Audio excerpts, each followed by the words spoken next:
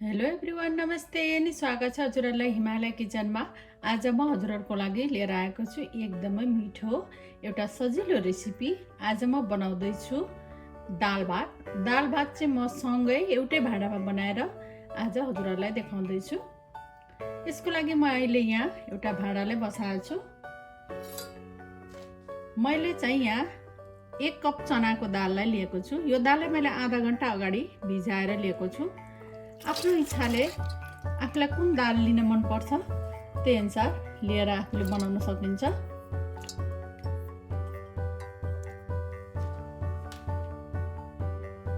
र मैले यहाँ राखेँ अब पानी। मैले यो ग्लासले झन्डै 1.5 ग्लास जति पानी लिएको छु। अब मैले यसमा राखेँ थोरै नुन, थोरै बेसार पनि राखेँ र थोरै तेल राखेँ। अब यो दाललाई चाहिँ राम्ररी उमाल्नु पर्छ र यो दाल चाहिँ पाकेर गल्ने बेलासम्म यसलाई हामीले उमाल्नु पर्छ। एकदमै धेरै पाकेर गल्नु चाहिँ हुँदैन।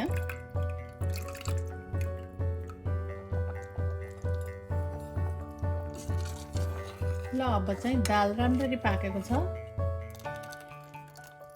दाल राम्ररी गलेको छ र अब म यसलाई पानी तराएर लिन्छु।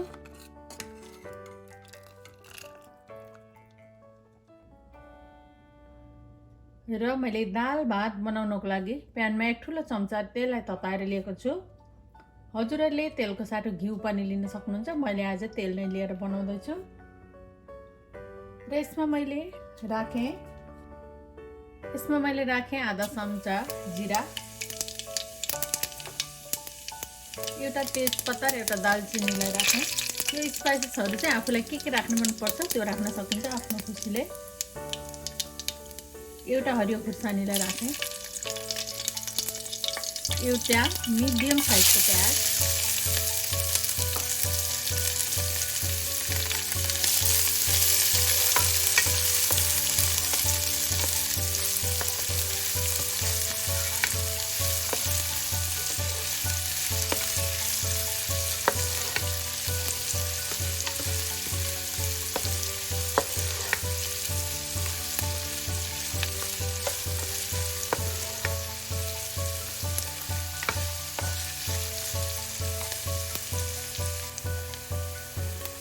र मैले राखेँ 1 सानो चम्चा लसुन अदुवाको पेस्ट, आधा सानो चम्चा बेथा, आधा सानो चम्चा पपरिका।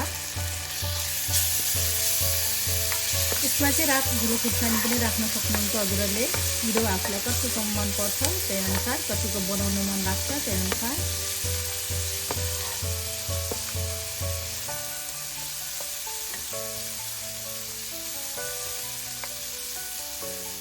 अब मैले 15 मिनट अगाडि भिजाएर लिएको 1 कप बासमती चामललाई म यहाँ राख्दैछु। अब यसलाई एकछिन यसरी चलाउँदै भुट्नुपर्छ।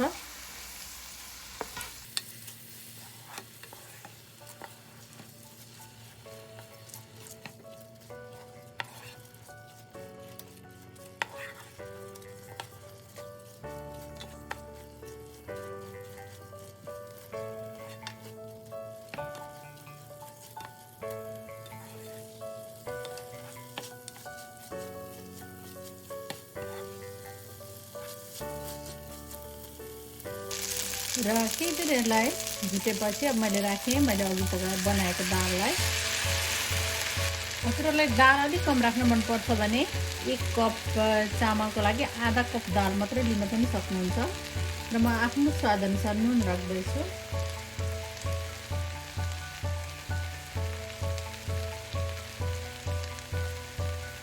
र 1/4 चम्चा जति जिरा धनियाको पाउडर पनि राख्दैछु म आफ्नो स्वादअनुसार। यो अप्सनल हो।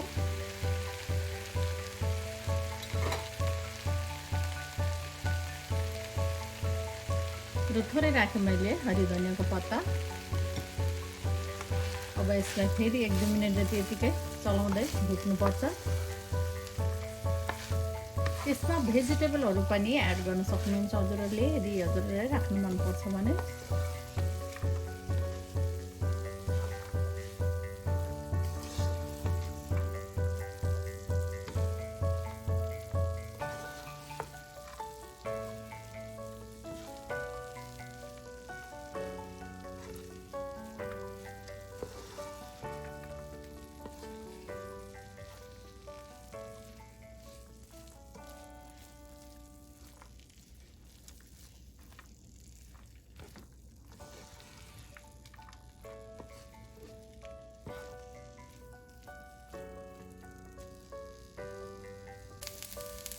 र दाल राखेर केही बेर भुटिसकेपछि अब म यसमा राख्दैछु पानी।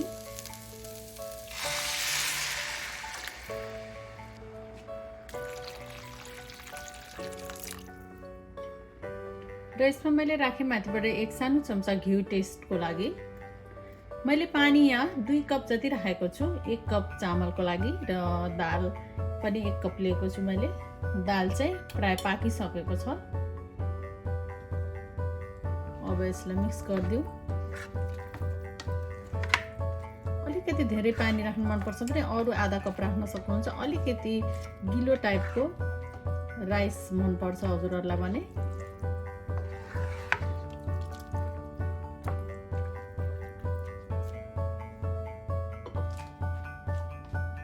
अब यसलाई छोपेर राम्ररी पाकुन्जेल पकाउनु पर्छ।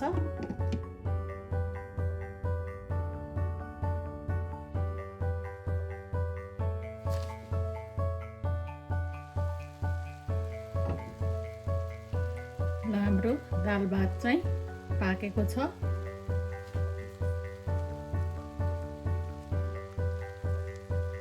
एकदम राम्ररी पाकेको छ।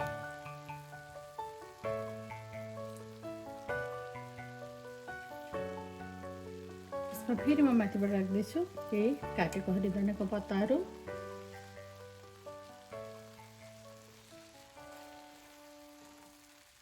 अब हाम्रो दाल भात सर्भ गर्नको लागि रेडी भएको छ। यसलाई चाहिँ हामीले दाल पुलाउ भन्दा पनि हुन्छ।